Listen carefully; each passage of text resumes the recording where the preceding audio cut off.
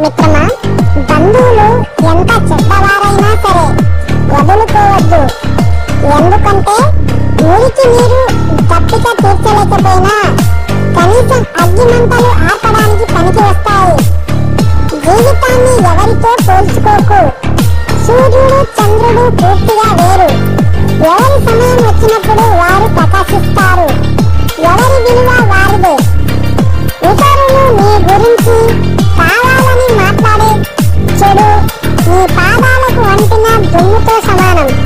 దానిని దులుపుకోవాలి, కానీ పదే పదే కలుసుకొని కుమిలిపోకూడదు.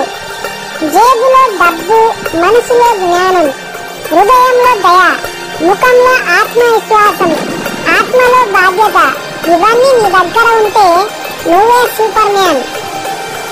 ఆకులు ఎండిన పూలు వాడినా పండ్లు రాలినా చెట్టు బాధపడదు.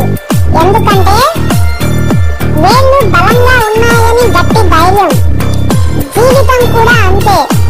నమ్మకం బలంగా ఉంటే చాలు. భూమి మీద ఎంతవరకు ఉండాలో దేవుడు నిర్ణయిస్తాడు, కానీ భూమి మీద ఎలా ఉండాలో మనమే నిర్ణయించుకోవాలి. మాట అనేసి కోపంతో అన్నాను, బాధతో అన్నాను, ఆవేశంతో అన్నాను అంటారు. కానీ కోపం, బాధ, ఆవేశంలోనే మనసులోని నిజమైన మాటలు బయటకు వస్తాయి. ఎదుటివారి తప్పులను ఎత్తి చూపేవారు జీవితంలో ఎదగలేరు.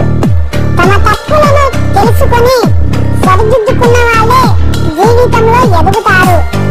గొప్పలు చెప్పుకోవడానికి, గొప్పగా చెప్పుకోవడానికి చాలా తేడా ఉంది. మన గురించి మనమే చెప్పుకుంటే గొప్పలు చెప్పుకోవడం అంటారు. మనం చేసిన పనుల గురించి నలుగురు మెచ్చుకుంటే గొప్పగా చెప్పుకోవడం. మంచి చేయడానికి ఆరాటపడాలి, అంతేగాని మంచి అనిపించుకోవడానికి ఆరాటపడకూడదు.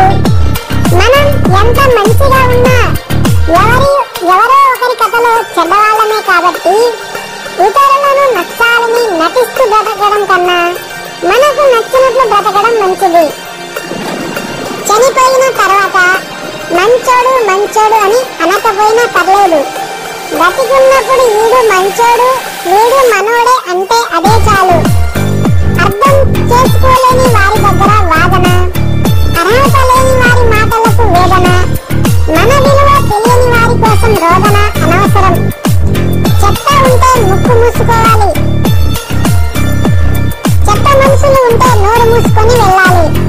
అప్పుడే ప్రశాంతంగా ఉంటాం. గుర్తుకు రావడం గొప్ప కాదు, మరవకపోవడం గొప్ప.